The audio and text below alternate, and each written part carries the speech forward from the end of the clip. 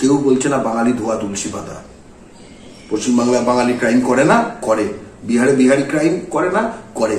কিন্তু এই পশ্চিমবাংলার যে অস্বাভাবিক অবস্থা, যেখানে কলকাতা শহরে অধিকাংশ ক্রাইম বহিরাগতদের, বাঙালি নারীর বিরুদ্ধে শহরাঞ্চলে অধিকাংশ ক্রাইম, এই উবারে হোক, এই আনন্দপুরের ঘটনাটা হোক, এইটা হোক, বহিরাগতদের।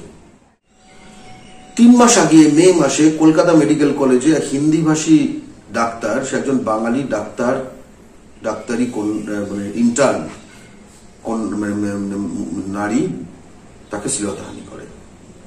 ওই একই ক্যালকাটা মেডিকেল কলেজে, কলকাতা মেডিকেল, যেখান থেকে আমি MBBS পাশ করেছি, সেখানে 2 বাঙালি ডাক্তারকে এমন শ্লীলতাহানি করে হিন্দিভাষী ডাক্তার যে তাদের ICU-তে ভর্তি করা হয়। কোন FIR পর্যন্ত হয়নি। এই ডাক্তাররা নেমেছেন, আমি তাদের প্রশ্ন করতে চাই। আমাদের দিকে অনেক প্রশ্ন আসছে, তো আমরাও প্রশ্নের পাহাড় নিয়ে বসে আছি।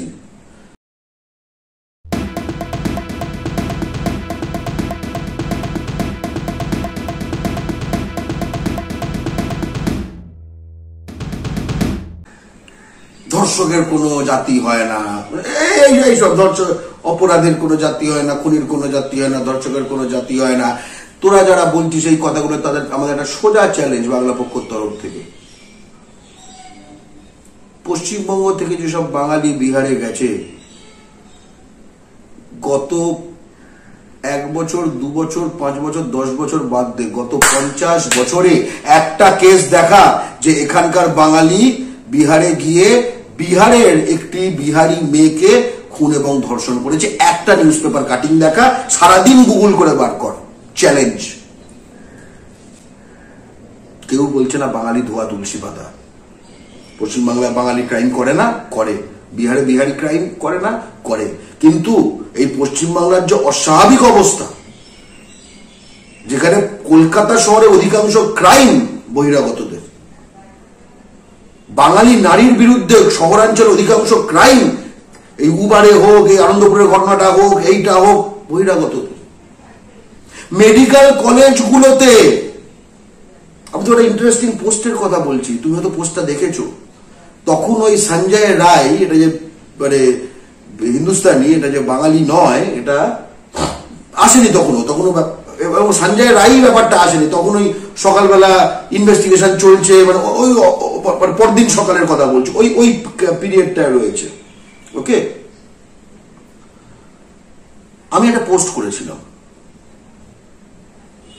খুব কিরম আমার মনে একটা কু ডাকছিল, সেই থেকে আমি এই পোস্টটা করেছিলাম।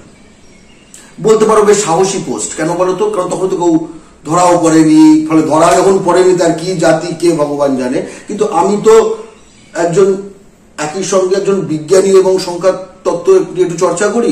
একটা প্যাটার্ন বলে একটা ব্যাপার আছে, প্যাটার্ন, ঠিক আছে?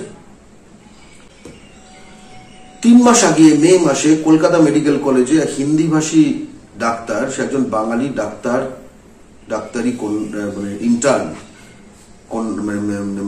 নারী, তাকে শ্লীলতাহানি করে। ওই একই ক্যালকাটা মেডিকেল কলেজে, কলকাতা মেডিকেল, যেখান থেকে আমি MBBS পাশ করেছি, সেখানে 2 বাঙালি ডাক্তারকে এমন শ্লীলতাহানি করে হিন্দিভাষী ডাক্তার যে তাদের ICU-তে ভর্তি করা হয়। কোন FIR পর্যন্ত হয়নি। এই ডাক্তাররা নেমেছেন, আমি তাদের প্রশ্ন করতে চাই। আমাদের দিকে অনেক প্রশ্ন আসছে, তো আমরাও প্রশ্নের পাহাড় নিয়ে বসে আছি। কিন্তু একটাই তফাৎ, আমাদের প্রশ্নের পাহাড়গুলো হচ্ছে দীর্ঘমেয়াদী এবং হঠাৎ হঠাৎ করে ওঠে না, সারাক্ষণ চলতে থাকে এবং সমাধান কেন্দ্রিক। আবারও বলছি, তার আগে ক্যালকাটা ন্যাশনাল মেডিকেল কলেজ, এইখানে এই পার্ক সার্কাসের কাছে, সেখানে বাঙালি নার্স দিদিকে নৃশংসভাবে মারে হিন্দিভাষী ডাক্তার। তারও আগে নীলরতন সরকার মেডিকেল কলেজ, ফার্মাসিস্ট বাঙালি ক্ষেত্রে, তার উপর আক্রমণ ঘটায় হিন্দিভাষী ডাক্তার। এর মধ্যে একমাত্র একটা কেসে পুলিশ কমপ্লেন্ট হয়েছে। কোনটা বলতো? NRS এর কেসটায়। কেন বলতো? ওখানে বাংলা পক্ষ রাত 12টার সময় পৌঁছে গেছিল, আর বাকি 2 বাংলা পক্ষ ছিল না, হয়নি।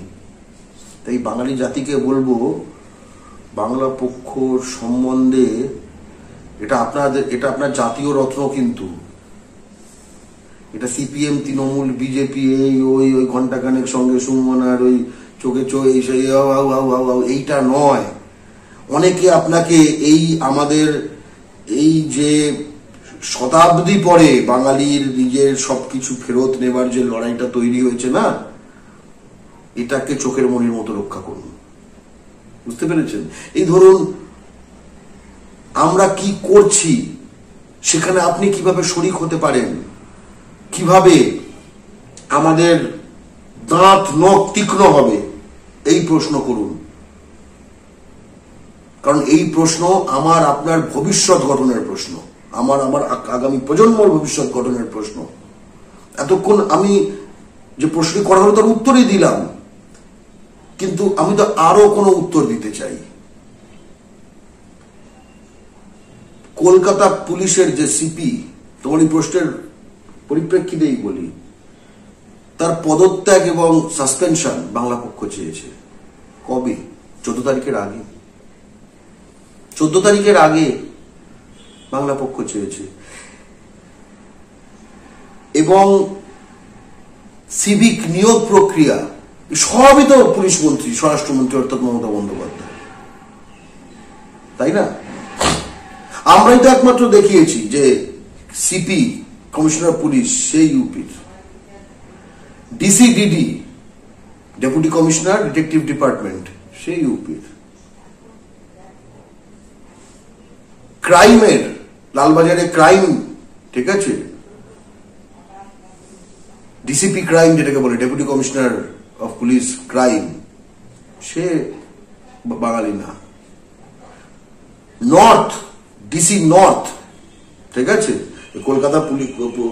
কলকাতা পুলিশের যে জোন, সেটাকে নানা জোনে ভাগ করা হয়, তার মধ্যে আরজিকর পরে নর্থ জোনের মধ্যে, তার ডিসিপি, ডেপুটি কমিশনার পুলিশ, সে বাইরের। তার আন্ডারে যে ACP, assistant commissioner of police, সে বাঙালি ছিল, একমাত্র সে বদল হলো। আমরা কি বুঝতে পারছি না কি হচ্ছে? এর মধ্যে কে খেলে যাচ্ছে খেলার? আমরা একমাত্র বাংলা পক্ষই কথাগুলি বলবে, একটু শোনার চেষ্টা করবেন, একটু বোঝার চেষ্টা করবেন।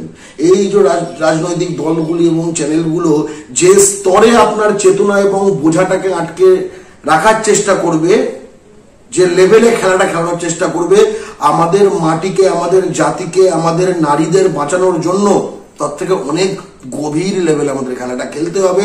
তার জন্য অনেক গভীর লেভেলে আমাদের এই খেলার নিয়মগুলো বুঝতে হবে, এই মাঠটাকেও আরো গভীরভাবে চিনতে হবে। শুধু ঘাস দেখে না, তার মাটি দেখে, শুধু মাটি দেখেও না, তার তলায় যে কংক্রিট আছে সেটা দেখে, বুঝতে পেরেছেন? সব স্তর চিনতে হবে, তাই না? আপনারা দেখছেন আওয়াজ, রোজকারের হক কথা। ফর মোর আপডেটস অ্যাবাউট আওয়াজ, please subscribe our YouTube channel.